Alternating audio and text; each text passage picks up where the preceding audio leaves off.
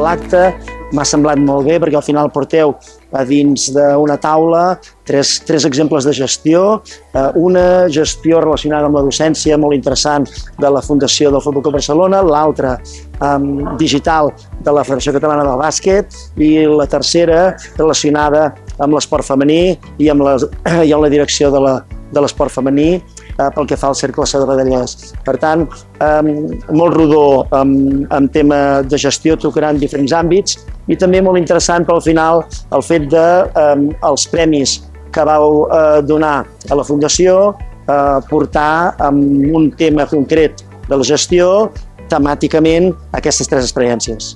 Doncs per nosaltres ha estat un gust estar avui presents perquè la veritat que ha estat una experiència enriquidora, escoltar experiències d'altres, veure què han après, quines solucions han trobat per abordar els reptes als quals s'han enfrontat, que són reptes molt comuns a la resta d'entitats i de clubs que hem estat aquí presents avui.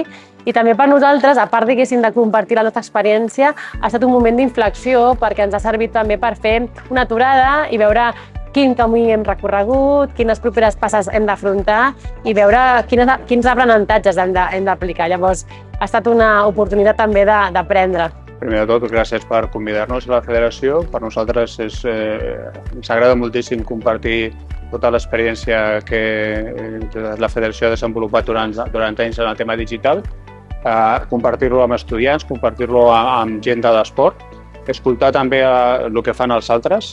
Jo crec que els temes que avui s'han tocat amb el tema de la dona i el tema del bullying és un tema que també ens interessa a nosaltres, perquè està sobre la taula, desgraciadament, i encantats d'estar amb vosaltres i no dubteu de tornar-nos a trucar per venir un altre cop. M'ha semblat superinteressant. Primer agrair-vos perquè normalment no et conviden a llocs per parlar d'experiències en gestió. A més, aquí hem trobat tres àmbits molt diferents, molt actuals, molt necessaris en tots els sectors esportius, tant sigui de bàsquet, de tennis, de futbol.